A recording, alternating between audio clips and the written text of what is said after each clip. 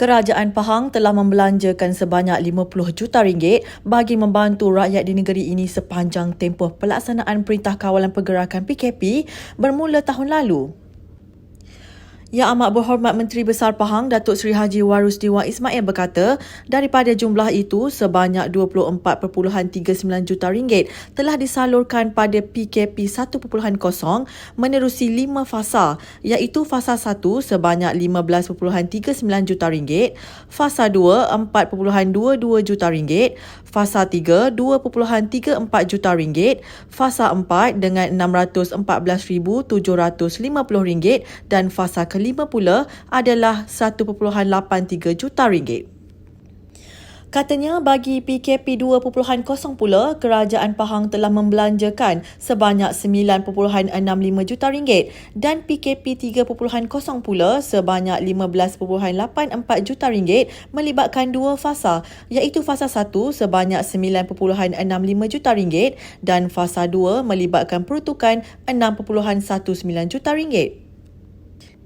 Beliau berkata demikian bagi menjawab soalan daripada Ahli Dewan Negeri Kemayan Yang Berhormat Datuk Muhammad Fadil Osman pada sesi soal jawab mesyuarat pertama penggal keempat Dewan Negeri Pahang ke-14 di Wisma Seri Pahang di Kuantan.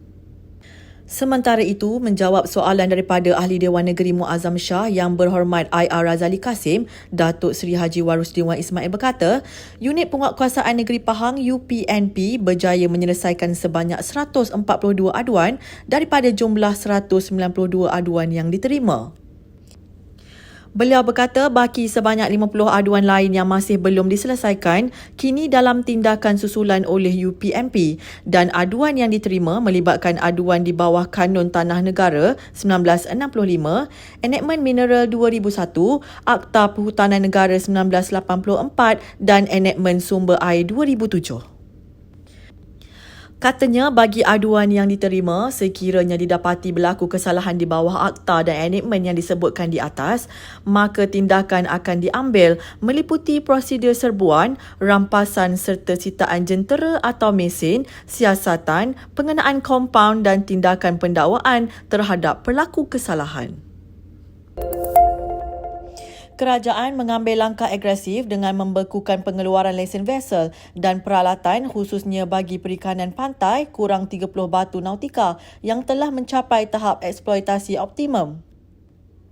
Pengerusi Jawatan Kuasa Pertanian, Industri Asas Tani dan Bioteknologi Negeri Pahang Yang Berhormat Datuk Seri IR Haji Muhammad Sofi Tan Sri Abdul Razak berkata, ini adalah usaha untuk melindungi sumber perikanan yang semakin merosot.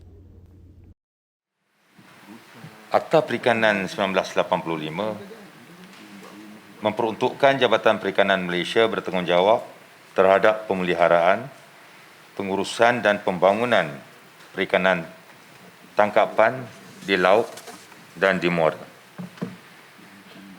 Melalui kajian penyelidikan yang telah dilaksanakan oleh Jabatan Perikanan Malaysia sejak tahun 1970 lagi, didapati bahawasanya stok sumber perikanan negara terutamanya semakin merosot.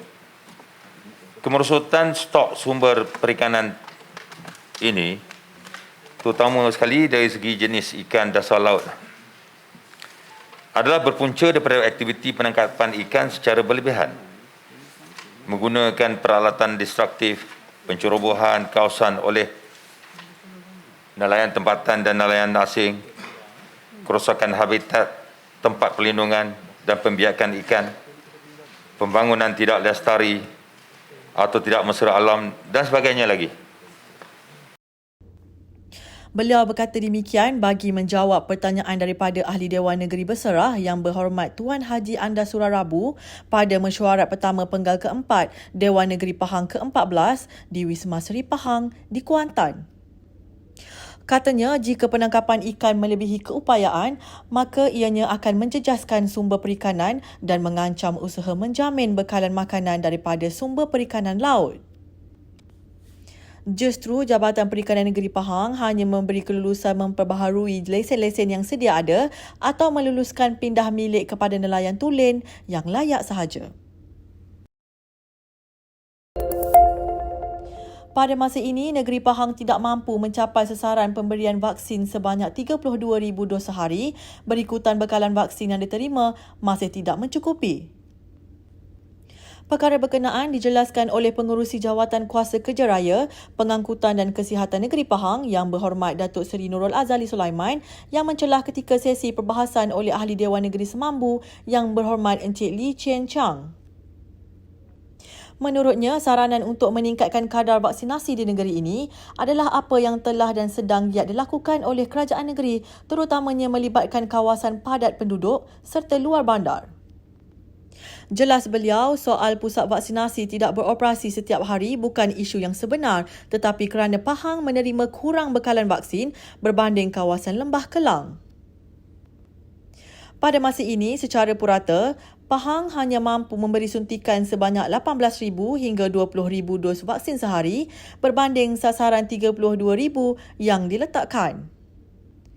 Namun begitu katanya, baru-baru ini Yang Amat Berhormat Perdana Menteri mengumumkan telah berjaya membeli 6 juta dos vaksin dan pastinya ia dapat membantu segerakan vaksinasi di negeri Pahang.